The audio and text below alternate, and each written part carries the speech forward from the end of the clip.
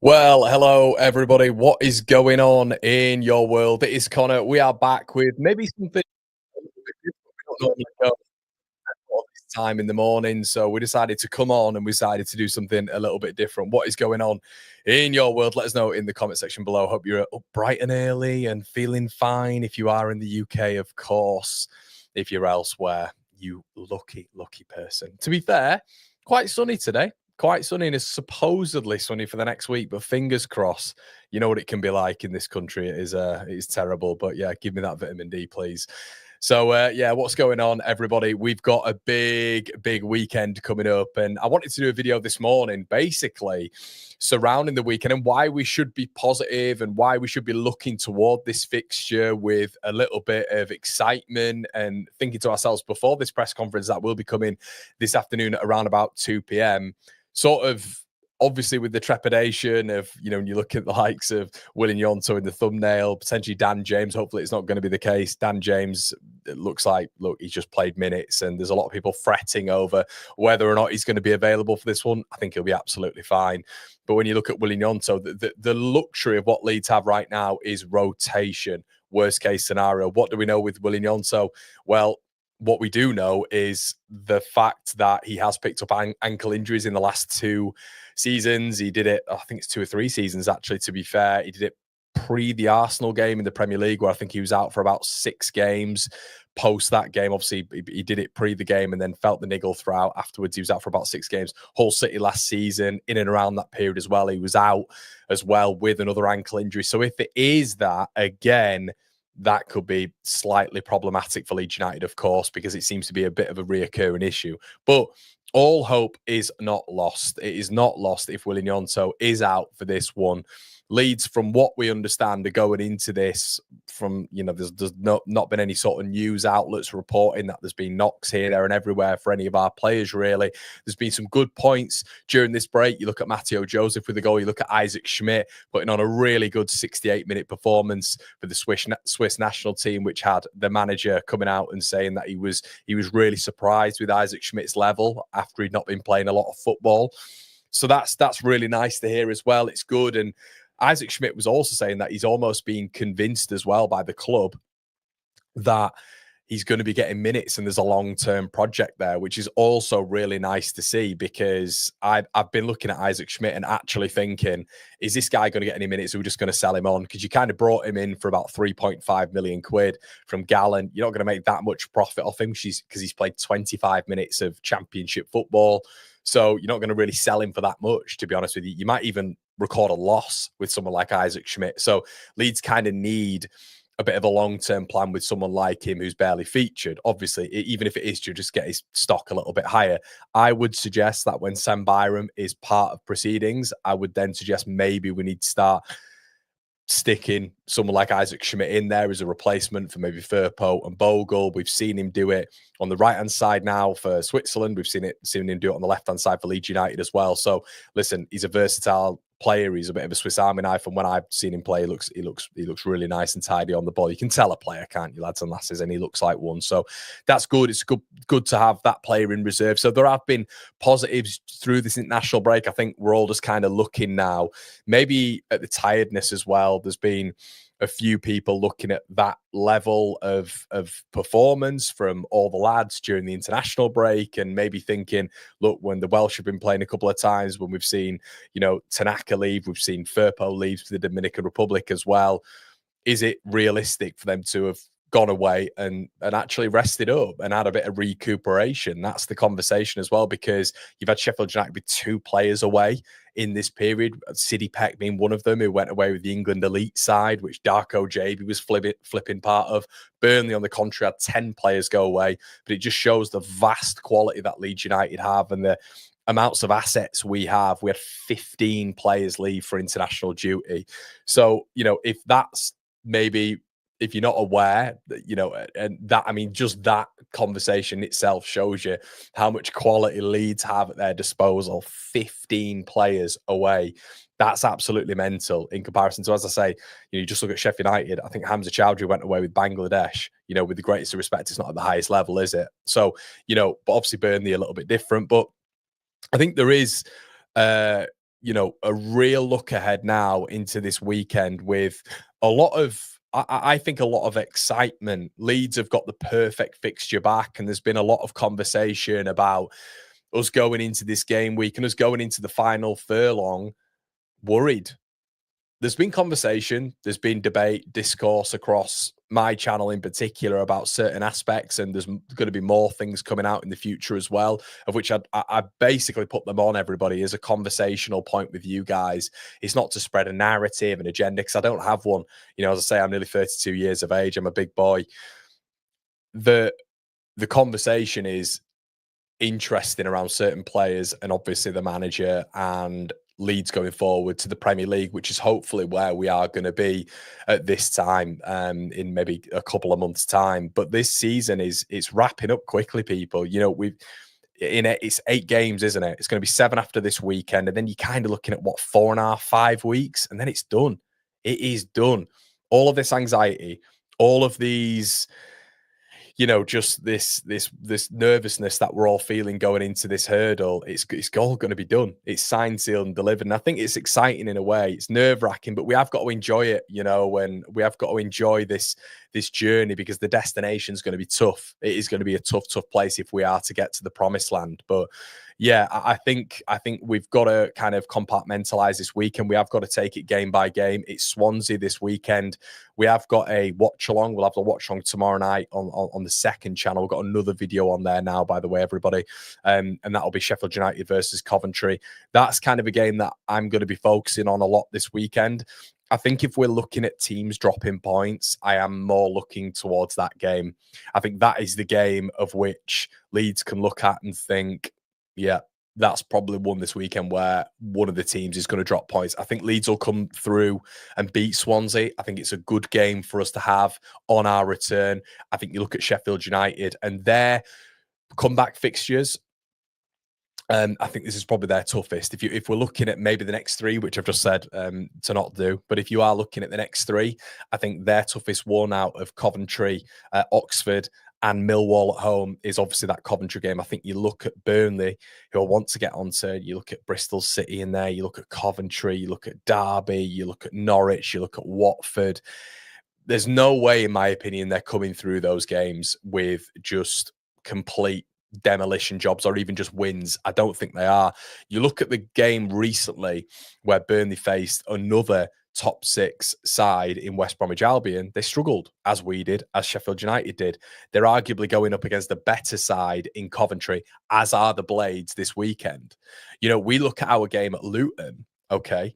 Luton are 17th in the home form table. Terrible. Really, really poor. Now you look at Sheffield United's fixture in their next game week after this one is Oxford, who are 10th in the home form table. So I think there's a lot of context to be applied to the games that are coming up right now. There would be an argument with Sheffield United coming up against Coventry, Sheffield United coming up against Oxford, in comparison to Leeds United coming up against Swansea at home and Luton away from home, that Leeds have the easier 2 game weeks in comparison to our Yorkshire rivals. You then look at the other 2. When you look at Burnley and you see Bristol City and you see Coventry, Leeds have the easier game week fixtures when you base it on league position and when you base it on form. So I think it's a good period for Leeds right now. It's not like the last season. I keep saying this, but it's not like the last season when we came back and we were in a really good vein of form. The international break killed us. Why can't the international break kill the other teams as well? So we keep talking about Leeds United. We keep talking about Leeds United in previous campaigns. And we keep saying, well, the international break halted our form. So why couldn't it halt Sheffield United's form? Why couldn't it halt Burnley's form? Because it's come at the wrong moment for those. It's come at the right moment for us. You look at the last international break. Did that come at the best time for Leicester? It probably did. So it's going to be an interesting period, and I think Leeds are actually in maybe a better state than than maybe we all think, and that is the as I keep saying, I keep using this word, the trepidation of being a Leeds United fan. Let me go into a couple of your comments. Mike's in the building. Hiya, mate. How's it going? Morning, Connor. Hiya, Nige. Matt's in the building. Hello, my friend Des, a member of the channel. You can become a member, everybody, by the button next to subscribe. Just hit join. Fat Frank, help us to go up, says Matt. I think, it's a really interesting conversation, Matt, when it comes to it, because they've won 10 out of the last 12. They are absolutely flying at this moment in time, and they're a good team. The Coventry are a good team. And the difference that a lot of teams are facing right now to what we faced last season in comparison to this season is Haji Wright. Haji Wright is a monster. He's an absolute monster. Absolutely took apart Sunderland last week. Took them apart. I believe it was a hat trick, wasn't it? And we didn't have to come up against him. Now, I'm not saying we wouldn't have beaten Coventry with him being in there, but we know there's a bit of a formation change in comparison to last season, obviously with Mark Robbins, but now Frank Lampard. But last season, what they did was deployed Ellis Sims and Haji Wright, and they destroyed our back two. They destroyed our back two. I believe it was Ethan Ampadu and Joe Road on that day. They got absolutely murdered and ran around by those two. They physically killed them. So in an away game against Sheffield United, it will be interesting. I know he doesn't play this way. He likes to utilize Sakamoto a little bit more in those forward roles as Lampard. But it'll be interesting to see if he's a little bit pragmatic in this Sheffield United game and we'll go two up top and match Jack Robinson with an L. Jack Robinson and L with Haji Wright and Ellis Sims like we had at the CBS last season. That'll be interesting to see as well. But he can fluctuate that team. He can change it up, and we don't have to play Coventry. We've beaten them home and away. By the way, we didn't concede a goal against them. So they're going to be a problem. They have a massive, massive say right now, in my opinion, in the promotion race. Huge, huge say. So that's something to take into consideration as well. I don't see Coventry going to Sheffield United and just rolling over. We all know the 1-0 Sheffield United thing. We always talk about it. However, I do look at that and think you've probably got the best form team in the division outside us three going to Bramall Lane. It's probably the perfect fixture that we could have for Sheffield United outside of us lot, really, if we're thinking about it. So it's a big game for them.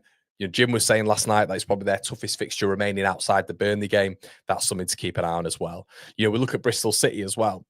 Bristol City going away to Burnley. Now, Bristol City have kept 9 draws on the road, albeit only winning 4 of them, but 9 draws on the road. Now, the reason I see this is maybe being a little bit simpler for Burnley. I can just see like a 1-0 win here. I can see a 1-0 win, but it is not inconceivable after, in my opinion, Bristol City played really, really well against Sheffield United and arguably should have won that game.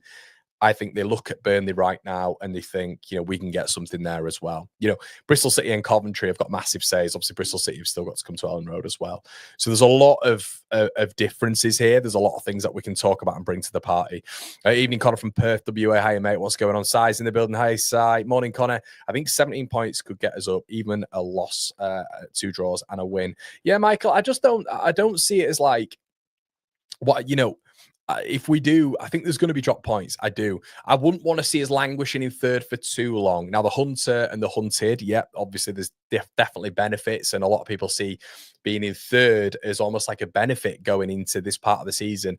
As a Leeds United fan, and challenging from third spot for the majority of last season up against Leicester and Ipswich, that does get old pretty quickly. And Burnley fans will be thinking that very, very soon. If they're not able to increase that lead over Leeds United at all, and they're not able to increase that lead over Leeds United, what I mean by that, sorry, is if they get to, take Leeds over and then increase that a little bit if Leeds are falling apart again.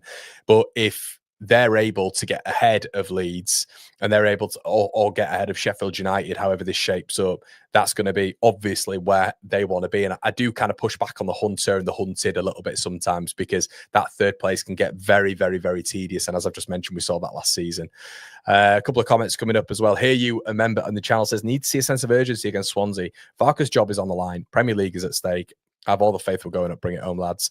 Mike says, Schmidt. Funny how he didn't mention he'd been convinced by the manager. He's on his way, I reckon. I think Schmidt looks great on the ball. A big mystery. Why buy him? I guess the other thing we saw this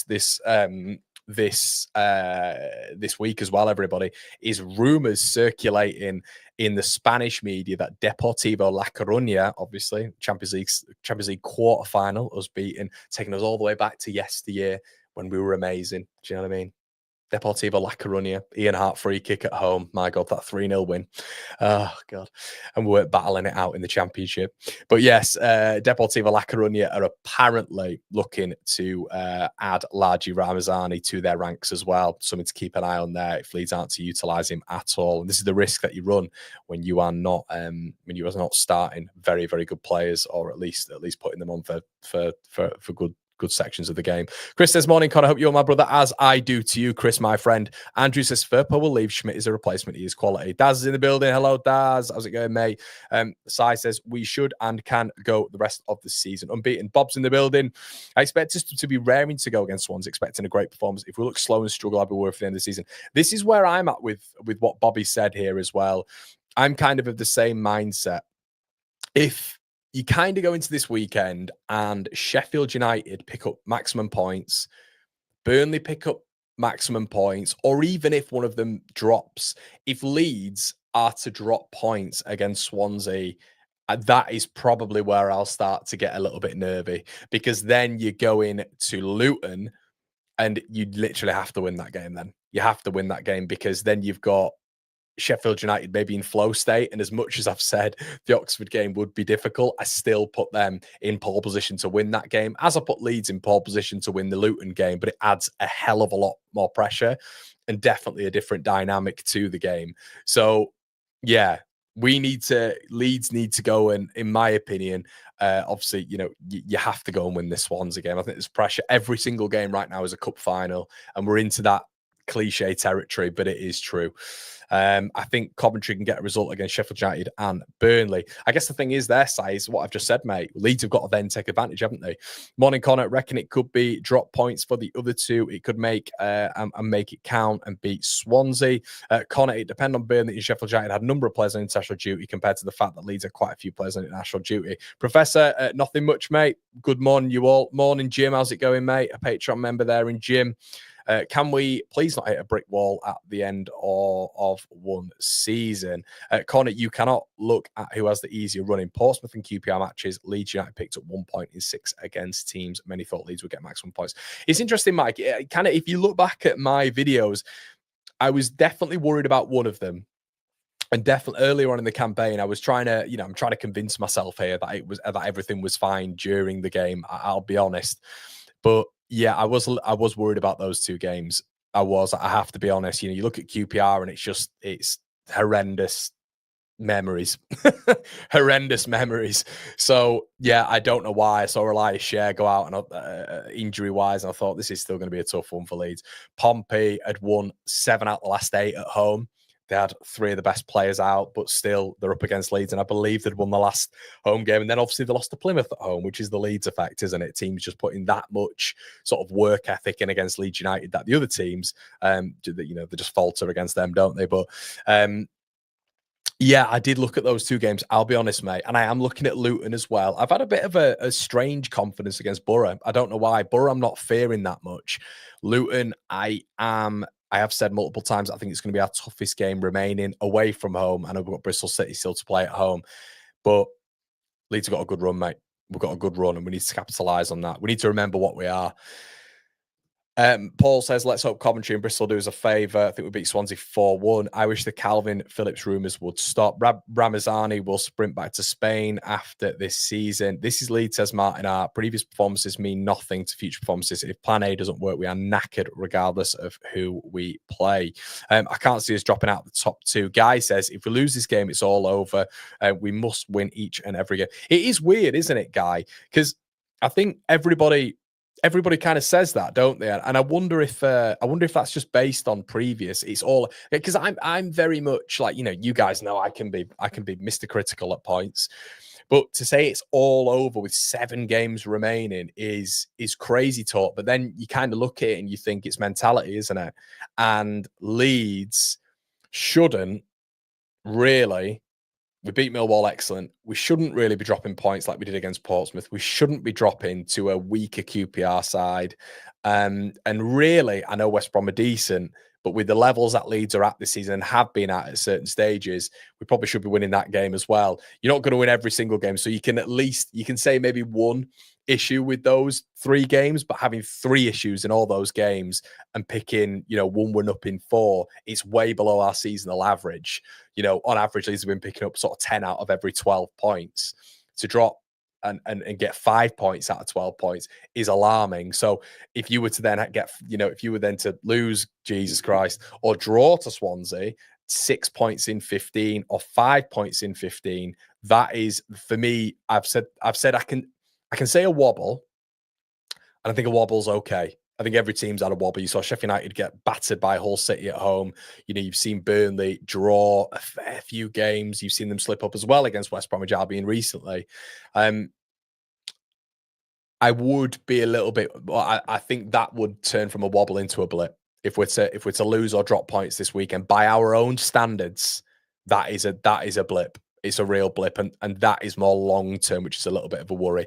Worry is Gnonto and Rama that their head might get in terms of the lack of minutes. Yeah, 100%, mate. Alfonso, that will happen. Yeah, of course. Because if football's not linear, these players are very, very good footballers at this level and have been brought for Leeds United to feature in the Premier League. They're not bought in to just be Championship players. There is a look ahead here. There's a long-term plan.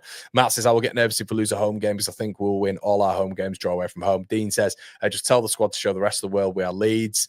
Catherine says, we are much better when we are playing the top teams, Conor. I'm worried about Swansea. Fair point. Liam says, morning, Conor. More null higher, mate. Joe's in the building. Could really do the Swansea win.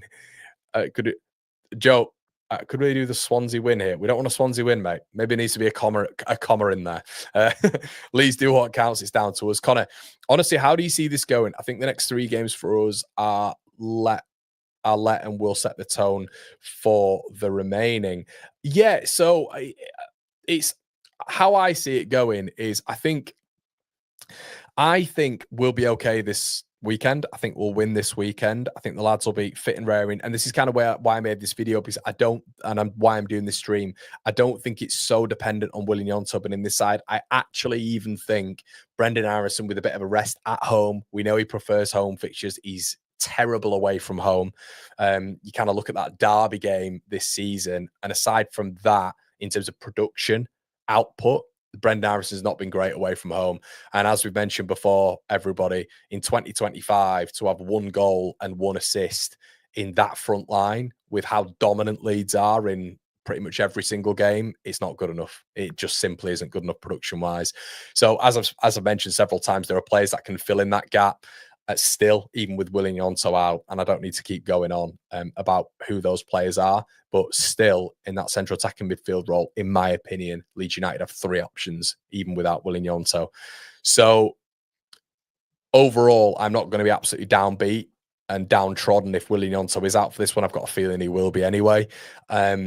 And that I don't think that's going to be that impactful. I think you've got scenarios right now where you've got 3 players who could fit in there, and then you've also got Brendan Harrison, who has had 2 weeks rest, which, to be fair to him, playing 3,000 minutes, that is on the manager who keeps on playing him. But I also think you've got to give credit to Brendan in that respect. He's had a rest now, but then he's got to get back to it. If Brendan Harrison found some type of form right now, it'd be absolutely ideal. We'd really all appreciate that. And I could actually see, if he's in that cam role against Swansea, I can see him picking up. So I think it's the perfect fixture for him. I do, they're going to potentially be struggling to build up from the back. Harry Darling's not going to be there. It looks like he's touch and go from this one. I think he's their best defender. I think Leeds are going to absolutely aggressively press the life out of them out wide. Dan James is in good form. It looked like he was back to his revitalised self for Wales as well. Production was good. His running was good. Looks like he's maybe back a little bit, which I don't know how that's done. It's as if he's just replaced his batteries again. So, yeah, there are positives, of course. Minimum 7 points in the next 3 games. Michael says, the thing that gives me hope for Leeds United is the Leeds United goal difference. Burnley and Sheffield United match. Exactly right, Michael. Exactly right. Goal difference is huge. I used to have arguments for this about Brownie with Brownie in the Premier League. He didn't think it was so much. I said it's massive. It is massive. Goal difference is an extra point. Right now, we're not 2 points ahead of Burnley. We're 3 points ahead of Burnley. That's facts. Because if us and Burnley finish on the same points, we go up. That is because of goal difference. So we are 3 points ahead of Burnley right now. 5 home wins and 2 away. Celebrate. Yep. Rodon, player of the season. And Welsh fans absolutely loving him now. Really stepped up this season, looking more accomplished than a nervy Strout. Yeah, I'd agree with that, Alfonso. I think he's been better than Strout this season. As good as Burnley and Sheffield United have been, they are not on the same level as Ipswich. Leicester were last season. They both went up on 97, 96 points. The thing is, Mike, I can see Burnley or, God, Burnley or us. Jesus, I hope not. Burnley, us, or Sheffield United finishing third. And what was third last season? Was it 90 points? It was us, wasn't it? On 90, I believe. They're going to eclipse that for me. They're going to eclipse that. So that can be pointed at the standard of the division, of course. Curtis is the one thing we can control is the atmosphere at Ellen Road. Win at home when we are up. The fans put in the effort. They're allowed to respond. The thing is, Kurt, what I would say is I think an early goal calms the nerves. Simple but effective. Morning, Conor. Late start. Unfortunately, yes, completely agree. Farke needs to tell players that's cup final. Joe says, yep, not Swansea win. It's been a long few days, okay, because of the reason I need a win against Swansea. I agree with you, mate, of course. What time is DF presser, Conor? It is at 1, I think, mate. I think it's at 1. The professor at 1:30 today. Shout out Danny, how's it going, mate? Paul says, what are you predicting for us this weekend? Yeah, so I'm gonna go with a 3-0. I'm gonna go with a 3-0 Leeds United win this weekend. I've gone with Sheffield United to drop points. I've gone with a 1-1 there, and I think Burnley will pick up all 3 points against Bristol City, which basically means Sheffield United would drop out on goal difference. There we go. We'll know if we're up in the next 3 games, 2 on the road, both winnable games. I'm not worried about our home form. It is the tricky games like Luton, Oxford, and Plymouth that could be hiccups. Will Bamford get any minutes for the end of the season? I think he might, mate. Thank you for the great show. Cheers, Brett. Smash a like, you lovely people. Yeah, guys, honestly, it's absolutely free. Doesn't cost you anything. It's not a donation. But if all of you could hit that like button, it really helps my videos. And obviously, you're getting this, content and content in general for free. So I'd really, really appreciate it. Sean's in the building. I will say it again. We win Easter weekend, but still lose to Borough. I love that, Sean. Good man. Appreciate that, my friend. Not seen you in a while. Captain Ahab says, we need to forget Aronson at this stage of the season. We need someone who can create a triangle in the middle of the field. Put Rothwell in the 10 role. If Ampadu's fit, bring him in. That's another one that we need to talk about as well. It's Ampadu. If Ampadu is fit for this one, that's absolutely massive. It's absolutely massive if Ethan is fit, because it brings a whole new dimension to this Leeds United side, especially in that midfield. But Farke will still have options, guys. He's still going to have options. If Tanaka's knackered, you have the absolute beauty of being able to partner Rothwell maybe with Gruev. And that is a nice partnership in that. I wouldn't want that personally because I want a more attacking midfield. And Tanaka is that. But if you were to place Rothwell in next to Ethan Ampadu, that's a more attacking midfield than putting Gruev in there. Because Gruev is a stick in number 6. Ampadu looks, for me, a little bit forward more often and is a little bit better on the half turn. So, yeah, all good for me so far. But there are options. Captain says, not interested in what Farke has to say if he plays Aronson again. We're heading to the playoffs. I think if he plays Aronson again, what I will say is Gnonto's not getting back in at the 10 because I don't think whenever Gnonto gets back, he wants to risk it. I don't think he'll want to risk it. Preston at home is difficult, very awkward game. Conor, we've only lost twice at home since Swans. Bob, you've done it now. You've done it now, Bob. You've done it now. Leeds United Old School says, I think the handling of the nerves in front of a full Ellen Road final games can do funny things to players. Ian says, we are better than any of the teams we still have to play. We need to stamp our authority and go for it. We do. We've got to be. We gotta go in and we've got to be confident. We're forgetting who we are, aren't we? We're forgetting who we are in this division. We've been the big boys for the whole season.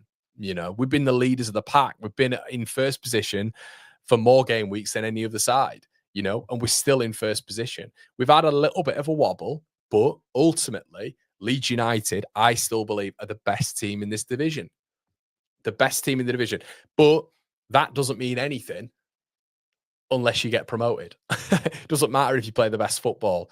But of course, for me, Daniel Farke has to utilize this squad better. And I do sort of subscribe to the notion a little bit to what the lads were saying last night, that management of this squad means that maybe, the likes of and this isn't to blame Daniel Farker for this, of course, because it's not. But, some people, as Jim Bob did last night, will turn around to the lack of match fitness for someone like a Willie Gnonto, see him going away for Italy, starting the game for Italy, and immediately getting an injury. That is match fitness. That is the problem with match fitness. It's getting up to speed. You know, that's the problem. Fatigue, muscles not being properly in that warmed up match fitness phase. It is a thing. It used to happen with me all the time. I wasn't always starting football matches. I'd come on, and the likelihood of getting injured was drastically increased. Drastically increased. So you've got options. You've got Isaac Schmidt, who's been away on international duty, who's been exceptional again. On his travels. You look at Matteo Joseph getting another goal. I know a lot of you don't like him. Joseph does score goals, and I think in certain games he would be good for Leeds United. I think he needs a little bit more minutes, a few more minutes. Obviously, you start with Peru, don't you? But you look at that number 9 position against QPR. My God, the amount of balls that were going into the box and nobody was there to get on the end of it. Look, you might not like Joseph, but he's a number 9 who'll get on the end of things. As Patrick Bamford would. It's just another body. Okay, so he's got to utilize him a little bit more. He has to start playing Ramazani more. If he doesn't start playing Ramazani more and Leeds don't get promoted, everybody's going to point the finger at Daniel Farker. And ultimately, I think that's why he'll lose his job. He simply has to start using Ramazani a little bit more for me. It really, really helps. Lads, when I'm saying Joseph scores goals, it's for the 21s.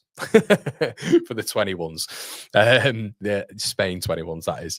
And he does. He's got an exceptional record for those guys. But, the thing is, guys, we've got to, as a profile of footballer, I think Joseph will come good. That's my personal opinion. I think he will come good. We all had this conversation when it came to Willie Gnonto that he's not getting enough minutes, but the proof in the pudding was playing him for 45 minutes against QPR.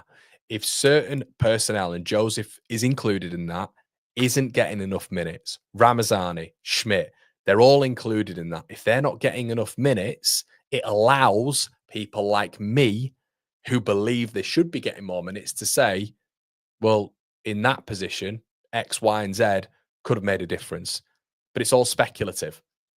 So the manager has to quell those thoughts by putting these players in for a little bit longer, by actually, in certain games, not bringing them on for 5-6 minutes. Okay. So the 45 minutes that Willie Gnonto should almost be indicative of why giving players that we have on the bench more minutes aids them, aids the rustiness, aids the quality in games that they're able to produce because they're getting minutes on the football pitch. So, he's just one example of which people have forgotten about. It's almost like it's sad, but it's almost like a Mickey taking thing whenever you mention Joseph right now. But Willie Gnonto got minutes. Willie Gnonto performed.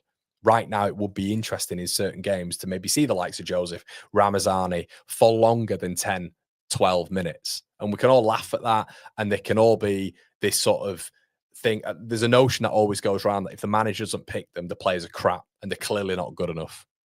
I don't subscribe to that notion at all, to be honest. So it'll be interesting to see what happens. But I think the utilization of these players needs to drastically develop at certain phases.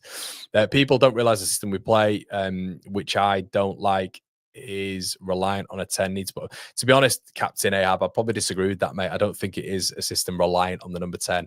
Do you think that Ramazan needs more minutes as well? I do, mate. Yeah. Any update on Verba and Bamford? Bamford apparently is looking towards fitness, isn't he? It looks like he's getting closer. The Swans are on the beach. Tidal wave of Leeds goals coming. That's Joseph I'm talking about. He's had no service and his confidence has been battered. People who laugh have no idea Joseph gone on to.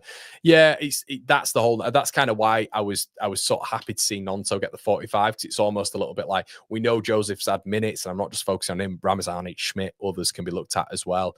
But you actually give these players minutes, proper minutes now, and they'll be able to hopefully show in periods what they'll be able to do. As I've mentioned previously, Joseph in that QPR game in particular. I think he'd have grabbed a couple of goals. Genuinely believe that. But guys, let me know what you think in the comment section below. Not going to go for too long, but we are going to be back on the second channel. We've got the watch along, and then over the weekend we've got the watch along for the Swansea game, or your fan forum bits, all this sort of stuff. If you want to appear on the fan forum, the instant match reaction, whatever, you have to be a Patreon member. Everybody, obviously, that's kind of where we have it. A Gary Kelly tier over there. Make sure you join on that. Really appreciate you guys being here. Thank you so much, and yeah, we'll be back for content really soon. And by the way, check out the stream from the other night. It was an absolute laugh. Yeah, make sure you do that. Well worth it, everybody. It's been an absolute pleasure, and yeah, we will see you in a bit, guys. Cheers.